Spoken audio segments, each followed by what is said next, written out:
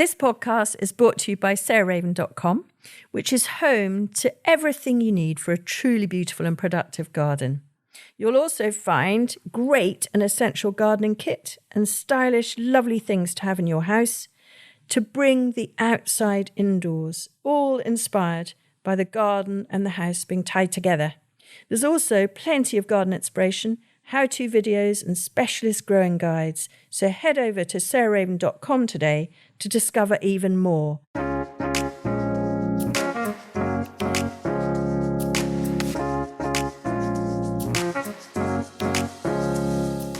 Welcome to Grow, Cook, Eat, Arrange, the podcast of me, Sarah Raven, and today my husband, Adam Nicolson. So, we've banged on quite a bit about the fact that we had a lovely time at the Chelsea Flower Show, but one of the sort of take-homes for me was so many people came up and said that they loved Adam on the podcast and that he was funny and brought a different sort of strand to it. Might not be all of you, but hopefully enough of you listening are keen on him having a regular strand. And the thing is that at the moment, Adam has this sort of habit of being incredibly knowledgeable about something for about 2 years because he's writing a book about it, and then moving on and becoming incredibly knowledgeable about the next thing. But he does retain quite a lot. His current project, which I'm sure lots of you have heard about because we've talked about it on the podcast, is he's writing a book called Bird School. And why don't you, first of all, for those who haven't heard, just tell us a bit about Bird School? Well, I never really paid any attention to the birds. They were too small and they were too twitty.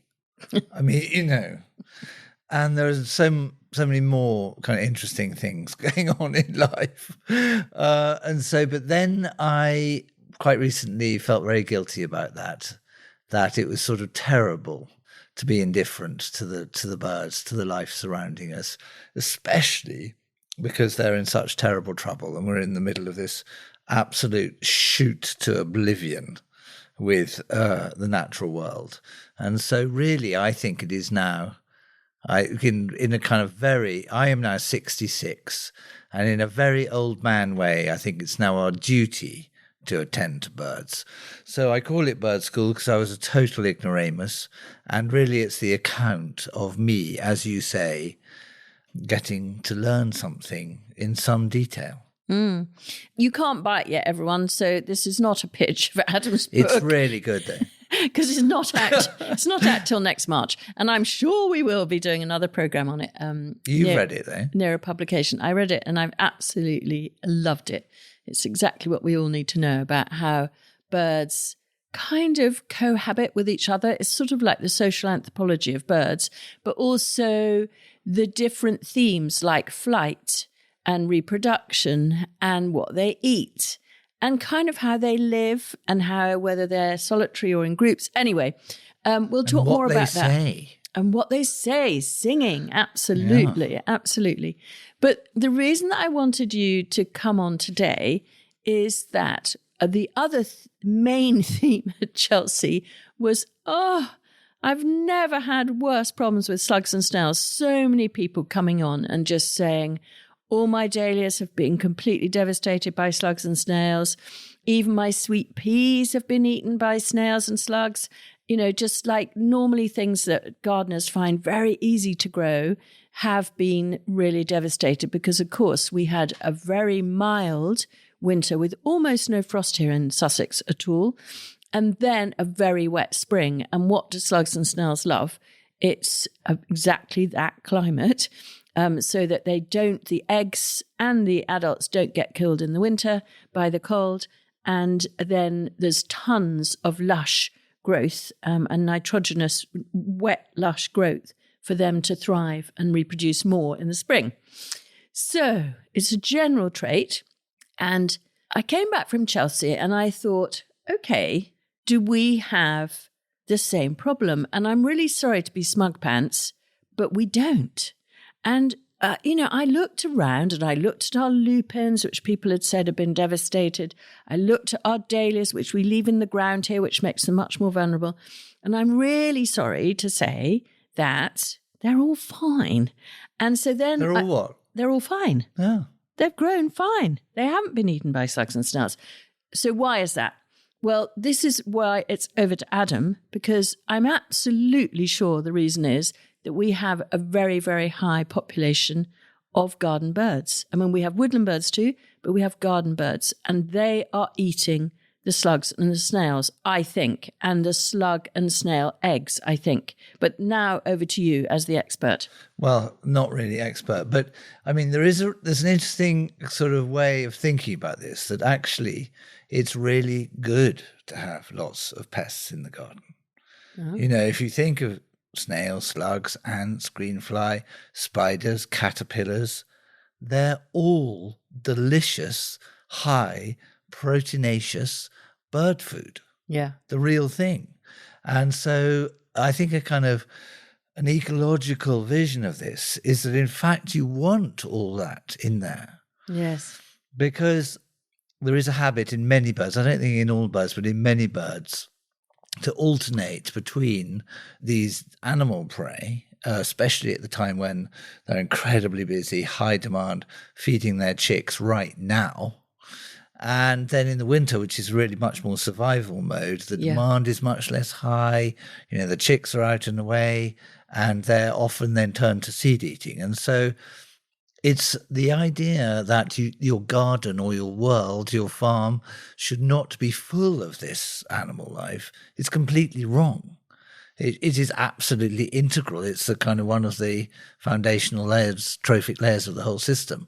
So, I mean, obviously, you know, if you only have your slugs and pests and the rest of it, then you're not going to have a garden. So you've got to make sure that the birds are well fed. And the secret to that, or the birds are present, I mean, the secret to that is very good winter feeding. Okay. If you winter feed seeds largely, then you will generate a kind of very healthy spring population, which will breed well, will demand a lot for the chicks at this time of year, and you'll get a kind of natural bird control of these things that gardeners think of as pests. So it's about balance is what we're saying. It really is about a systematic view. If, like gardening in London, lots of friends of mine say that it's pretty well nigh impossible to do anything that isn't quite tough because it gets slugged or snailed. And it's because there's really a relatively, well, in certain areas anyway, a relatively small garden bird population. I mean, I know when we hung a bird feeder out in our little London garden, it was still there with the fat balls in it 2 months later. Yes, well, I think we got that wrong. I mean, we just hung some fat balls up. Okay. And I can't remember what time of year that was anyway. But I think the other thing to understand, of course, is that different birds want different things. Yeah. And so the finches love the sunflower hearts, you know. So yes. The greenfinch, goldfinch, bullfinch, linnets, I mean, you don't get them in London much, siskins, they are all these lovely oily seeds. Yeah, and they have those very, prominent kind of very robust looking beaks for that reason, don't they? Yeah, but a lot of other birds even prefer kind of cereal grains. So wheat, barley, triticale. I mean, there are all kinds of things one can buy and put in the feeder for those. And so if you get a kind of wide range of birds, you're going to start to address this whole kind of balance question. Yeah. So I think it's quite exciting that one can generate a really broad population, not just the blue tits and great tits I was sitting in our bird hide the other day and counted the number of birds that came to the feeders over an hour and a half. And in an hour and a half, I had 465 visits from birds. Wow. 320 of which were blue tits. 70, I think, were great tits, and then very steeply declining away to one or two others, robins, nuthatches, and so on. And so one of the problems with the kind of bird feeding is that it really favors those birds that like feeders. Yes. And if you only have one kind of food, it only favors the birds that like that kind of food in feeders. Yes. And so I think really multiple and really, spread it wide, not only as feeders. Feeders are dangerous things. I mean, one of the birds that's really boomed, everybody thinks the total bird population is sort of in mass decline, but one of the birds that has really boomed on the back of bird feeding is sparrowhawks. Because of eating the we're birds feeding eating. sparrowhawks. Yeah. And it's a terrible mistake, I think, to just kind of make this sparrowhawk hotspot. So, I mean, what we're saying, really, what you're saying is that one of the reasons to have a garden is to grow a big range of food supply plants for birds. So, I mean, there are so many you could do. I mean, they like big structure. They like places to hide. So big, berry-rich trees and bushes, what I call bushes. I know gardeners don't call them bushes. Hawthorn, Gelder rose, holly, ivy. Ivy's fantastic because it's very good to hide in. It's got these winter berries, which they really love. Teasels, I don't know if you're prepared, but there'll be a kind of seed weed issue there. Yeah, no, I wouldn't have teasels in the garden because one teasel plant will make 1,000.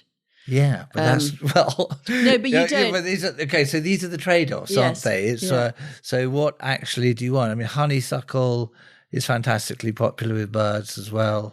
They eat the berries of the honeysuckle. Well, there's also dense cover; it kind of thickens up, doesn't it? Yeah. And of course, all that the fruit and the sweetness attracts insects, which they also eat. Of course, I think definitely this kind of trophic layered thing is what is going to kind of make a happy, birdy, multiple life garden. Yeah. And I know I've talked about it in previous episodes, but I think homegrown grains are, in my experience, incredibly good for birds.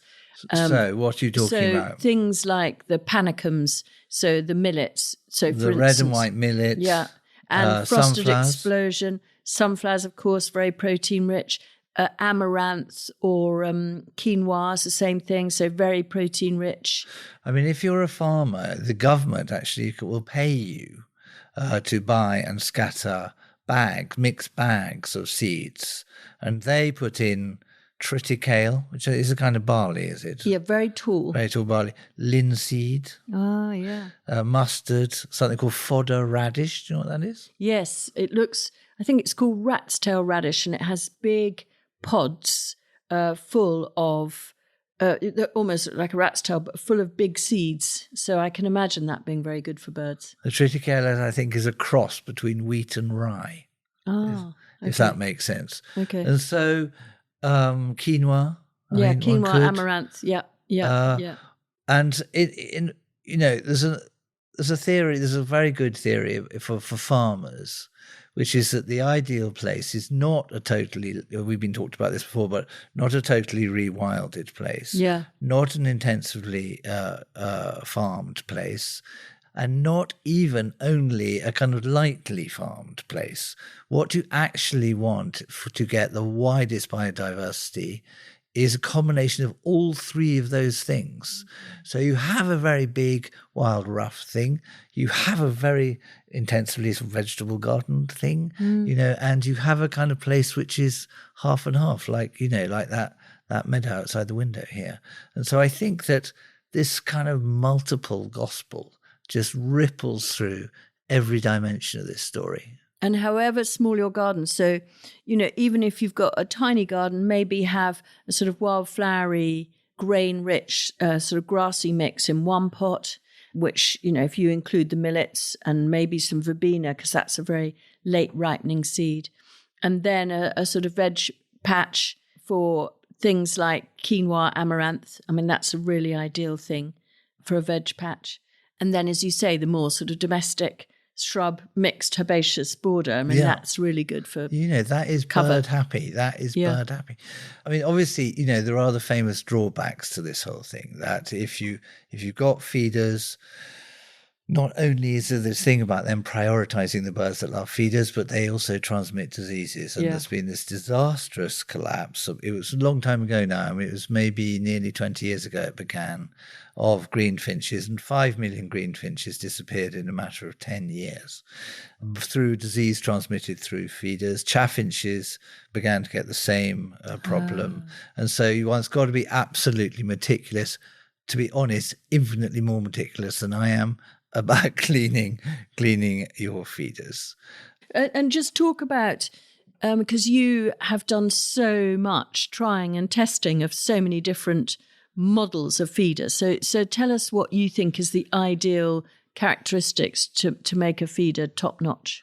Well, one of the things that the whole kind of the feeding revolution, just to kind of get a picture of it, is absolutely gopping. I mean, I think it seems that people spend in this country alone about £250 million a year on bird food for gardens. Wow. And that's incredible. more than 150,000 tons of bird food is put out in British gardens every year, which is enough to feed 3 times the entire breeding population of the 10 commonest garden birds.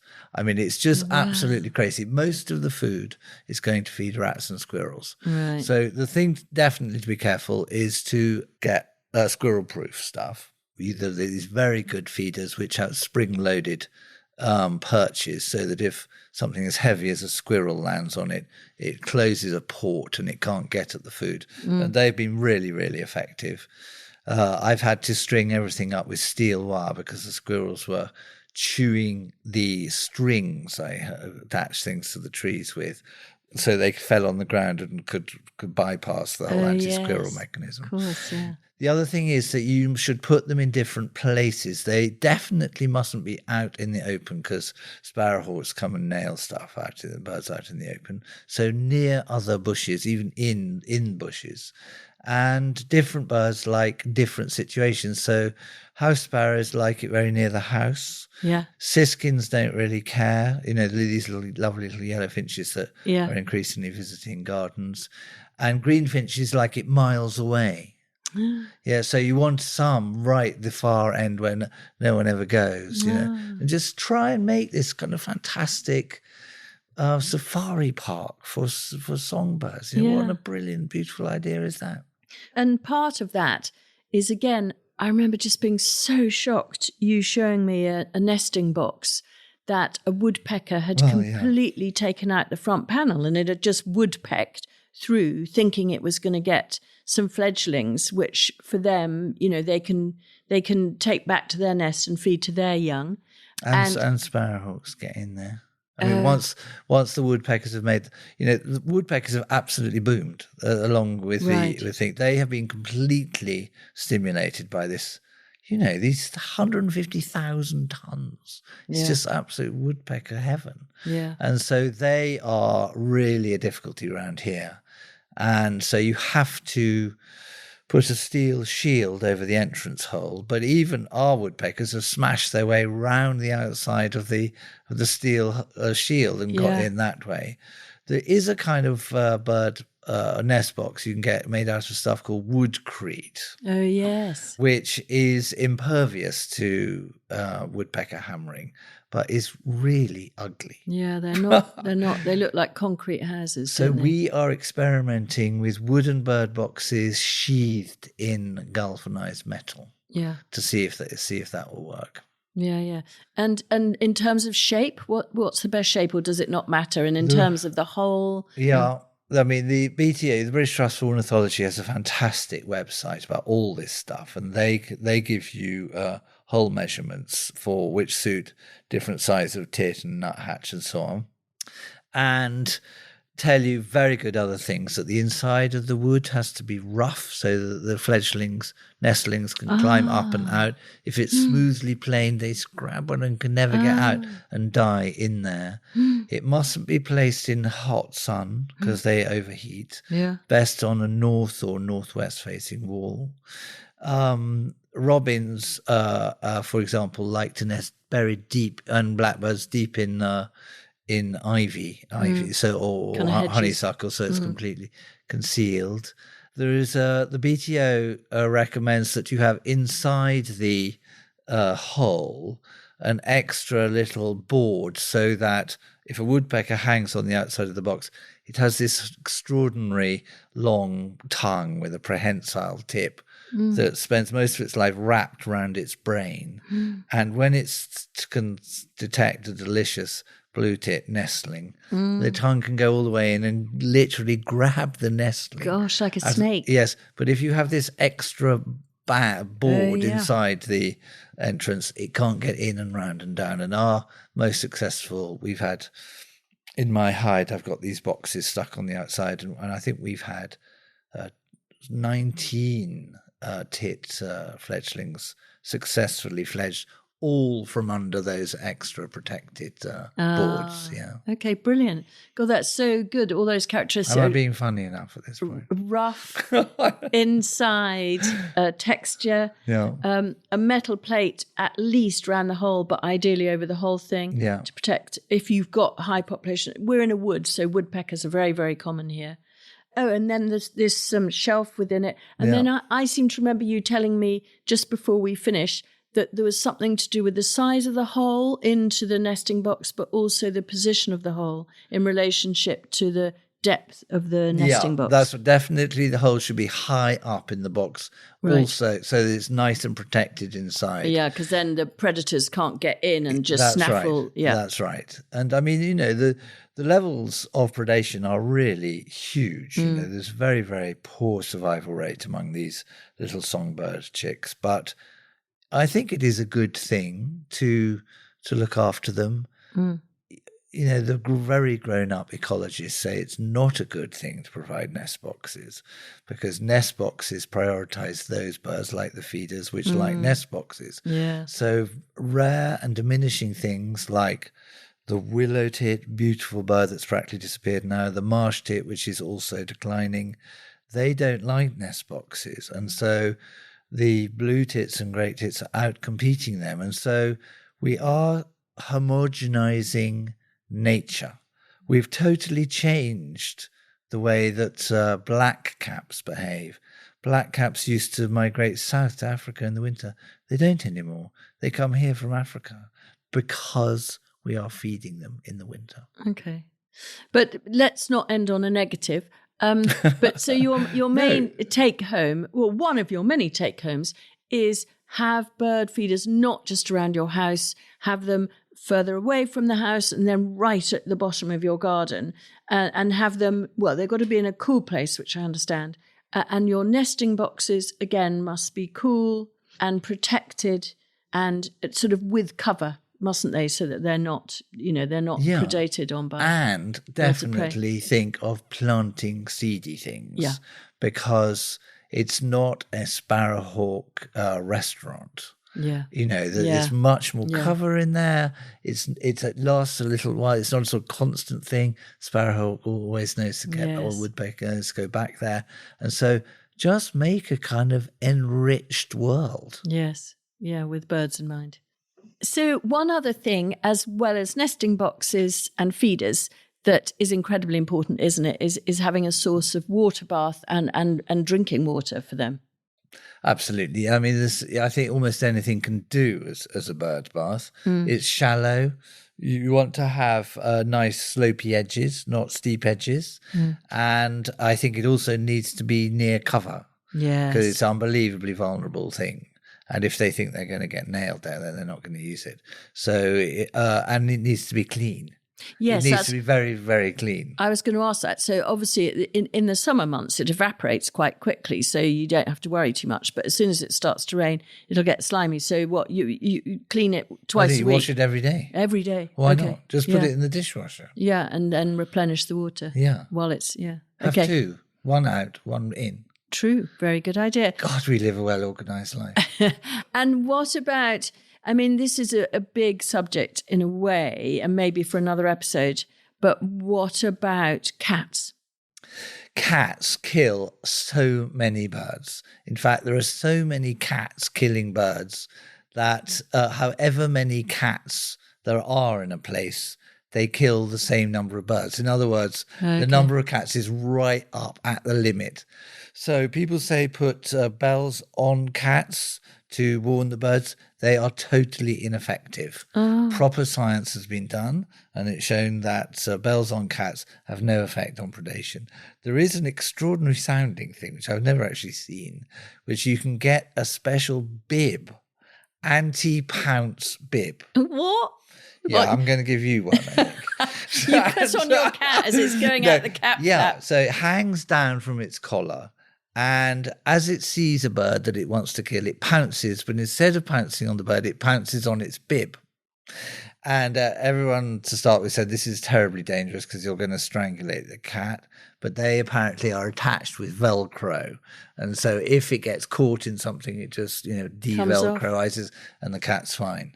But apparently they are genuinely effective. Oh, well, that's worth knowing about, isn't it? And the other final question I had is, what if you're in like a rented house? I mean, like one of our daughters, and there isn't a hedge and there isn't a tree.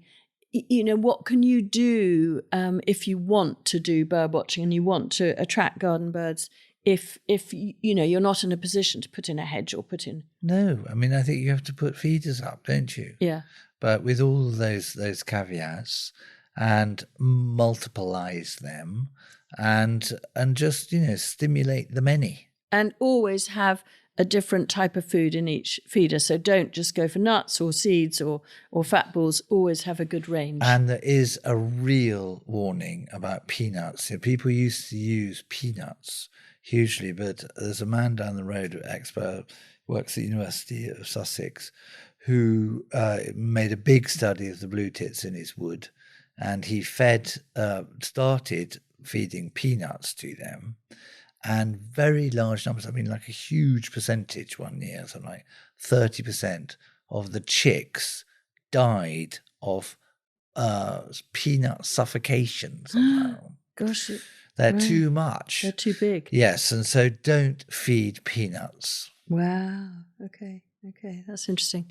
Good. Well, thank you. There's lots there to think about and to act upon. And as we go into autumn, when we're sort of beginning to think about bird feeding or not, and it being quite controversial at the moment, I thought it was really interesting to cover. And because slugs and snails are very good bird food, and they are not your garden friend, whatever Adam says, to celebrate every single aphid, caterpillar, slug and snail in your garden, that is debatable. In terms of biodiversity, I get it, but in terms of gardening, not so much. Thank you, Adam. Thank you, my dear. Thanks so much for listening to Grow Cook Eat Arrange with me, Sarah Raven, and Adam Nicolson. Next week, I've got my old co-presenter or whatever, podcast collab person, Arthur Parkinson. He's back and we're going to chat about a kind of dilemma that lots of people have in city and town gardens, which is being overlooked, and how to make your gardens feel secluded and protected. And not that you don't love your neighbours, but just perhaps you don't want to feel overlooked. So we're going to talk about clematis and climbers. Join us then.